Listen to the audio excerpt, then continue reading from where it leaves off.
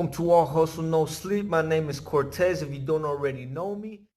And is this the first time you're actually watching one of my videos? Make sure to hit that subscribe button to get some more of these videos I'm pulling up. So today we're going to talk about 5 simple ways of how to make some extra money on the side while having a moderate type of art skill, okay? So let's get started. The first idea that I really came up with is face painting kids at a carnival. How simple does that sound, right? So here's how you should start. Get some non-toxic paint for starters. Apart from that, make sure you get some little designs. Go on Google, look at face painting for carnival kids. It's easy money, I'm telling you. Face painters at carnivals usually make from $10 to $50 an hour, depending on what your art skills are. And if people are just impressed of what you are capable of doing, they're gonna bring your kids to you just to have their face painted. I'm sure kids are gonna look at other kids painted and they're gonna be like, I want one. So definitely take the time, look at that. Make sure you get out there. If there's a little festival going on, put up your little stand. It's not gonna take much. Make yourself a little banner. It's gonna cost you like $5. Go to vistaprint.com if you have to. Print one out. It's not gonna take much at all, honestly, and just get out there. Once you're out there, people are already gonna start recognizing you, and that way they're gonna just keep bringing their kids. Their kids are gonna remember you. They're gonna keep coming back to you. Trust me, that's a good gig. It's easy. I personally never done it, but I've seen people do it, and it's great. I mean, my kid gets their face painted as well, so the option is quite simple. It's actually going to people's homes and requesting if they want to get their rooms painted, for example. It doesn't necessarily have to be a random person. I would say just keep it in between your friends and family. That way you don't try to like creep anybody out, right? So just let them know that you're gonna be charging them way less than what they're gonna require for any contractor painter. Make sure you do get some research on how to properly paint somebody's house. You don't want to go over there and just mess everything up for them. You know, do some research how to properly do it. Other examples of information that you can definitely get would be proper ventilation and also protective gear for yourself. You know, safety glasses, respirators, maybe get some dirty clothes that you don't want to wear. I mean, don't be stinking, but still, you know, just that you're not afraid to get dirty. And also make sure you put some plastic down on the floor and taper everything, you know, the corners of the walls, for example. Tape that so you don't get the ceilings or the windows. You know what I'm saying? Just do some proper research on how to properly paint.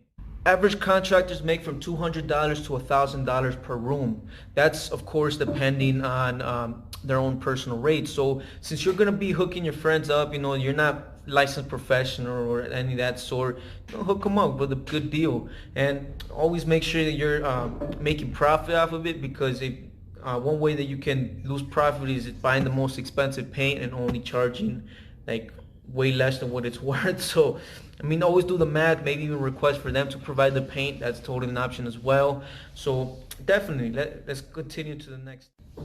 Option number 3 kind of goes hand in hand with the second option, because you're still painting somebody's walls, but this is for more intricate design. And for example, I know a lot of kids want their room to be like cars or want it to be like a princess. You know, make sure you really find a good simple design that's not gonna cost you an arm and a leg and definitely a long time just to create. So always just try to keep it simple. You know, if you do have a good artistic ability, that's a great option for you as well. You know, hit up some of your friends and your family, ask them if they want some mural painted on their wall. Of course, that definitely adds up to a lot more than just typical painting, due to the fact that, I mean, you're paying for your skills. You know, you're really putting your skills out to test. So definitely look into it. That's always an option. That was number 3. I mean, I think it was a good option as well. So let's move on to number 4. Option number 4 is something that I personally did myself, which is drawing tattoos for tattoo shops. So what I did is I just went around to different tattoo shops. I noticed that in the city, people get little ass tattoos, right? And a lot of tattoo artists, personally speaking, do not like wasting my time just drawing up a simple little ass infinity symbol with your kid's name on it. You know what I'm saying? I don't want to do that. So actually have somebody else to do that for me. I mean, she's not getting paid, but she's an apprentice, so there's difference. So definitely look into that if they already have an apprentice doing the work. And yeah, so just go ahead and ask them if there's anything that you could do for them, even making the stencils for them. That way you can make your time a lot more efficient, and they will really benefit from that, because I know for a lot of reasons artists do not like doing small tattoos, and because they have to set up and do everything for them. So don't ask them for an apprenticeship. Honestly, I would recommend just going to get to meet them first, maybe get a tattoo by them, maybe get one of those little tattoos from them, and let them know like, hey, it's pretty simple. Would you mind me doing that for you? You know, I charge maybe $5 for a little stencil. And now that we're in the new technology era, I mean, having an iPad could definitely benefit as well, because I personally have Procreate. If you have not known about that, make sure you look into it, and it makes it so much easier. So you can even work from home, request a PayPal transfer, try it up for him, send it to him, and he prints it out. That simple, runs it through the thermofax. So that's definitely an option that's available as well. I know a lot of people do that. That's how you really get known in the tattoo industry. I know in my past videos how I taught a lot of you how to tattoo. So I'd always recommend just getting to know the tattoo shop and maybe getting an apprenticeship. I always recommended that as well. Option number 5 that I have is actually an option that one of my old classmates actually did, and throughout his teen years he was doing this, and that was actually giving classes to kids at the Boys and Girls Club. Even if you can't get in at the Boys and Girls Club, I'm sure you can pick up a few kids at your neighborhood. Make sure you talk to their parents first, you know, make sure you let them know that you're going to be giving them some classes for art. I know my old buddy, he was actually teaching them how to actually learn to do the alphabets and different type of cursive fonts and Old English, for example. He was really into that. I mean, that was really cool. He benefited from it a lot. He got to know a lot of people, so it was really good. It worked out for him. So that is definitely an option that's available. Pick up some kids from your neighborhood. Let them know, hey, I'll teach you how to draw. I'll teach you how to write some letters, some cursive. You know, they might already be looking up to you if they already know you, because I know I got a bunch of kids that look up to me. I'm a tattoo artist here in town. I'm practically one of the only tattoo artists here, which I personally love. So yeah, definitely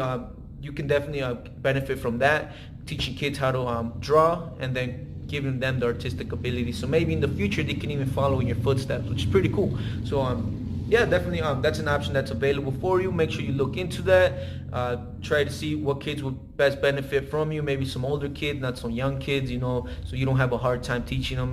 Maybe $5-10 a pop a day, you know, get 10-15 kids, that's $150. You know what I'm saying? No, try it. See what comes, and definitely benefit. So the last option that I actually have is not anything really to do with artistic ability. So that's why I didn't include it in the top 5. But this is also a very important topic due to the fact that we have lots of people that are doing this. So if you're in a big city, I'm sure you already have a historic district or an art district, which is great. So you can definitely benefit from that. I'm not sure if you heard of Airbnb before, but it's a universal way of renting homes, people's homes. So if you're traveling to a new city and you don't want to pay the outrageous price for a hotel, you can hop on Airbnb. You can request to rent out this dude's room or even his own house, and definitely pay way less than an actual hotel. I personally been using it for years. I love it, so I always recommend it. And apart from the actual renting, people can actually host experiences. For example, since you do have that historic location in your town or your city, or you have the arts district in your city, what you can actually do is host an experience there. Say, we're gonna give you a tour around the artistic district. Of course, get some information, do some research of what exactly every place means. Maybe there's a bunch of graffiti in there. People like seeing that. Tourists love seeing that. Mostly when you're in a big city, they want to see what the best type of art is around. You know, people like that. Maybe go to museums, do a tour in museums. Apart from that, I know even hosting a wine and draw or wine and paint also definitely benefits. People like learning about the city from the actual locals there. So that's one way people like to really communicate. I personally done it. I know we can ride horses, we can do we can go snorkeling, we can go scuba diving. There's tons of different options that are available to you. And if you have not been signed up to Airbnb before and you want to make some quick $50 off your next trip, make sure to sign up through the link that I'm going to post in the comments, and we're both going to benefit from that. You get $50, I think I get like $10, but let's definitely do that. And hope all of you enjoyed this video. Make sure to subscribe if you did. Leave a comment if you do have any other options. Thank you all for watching, and welcome to All Hustle No Sleep.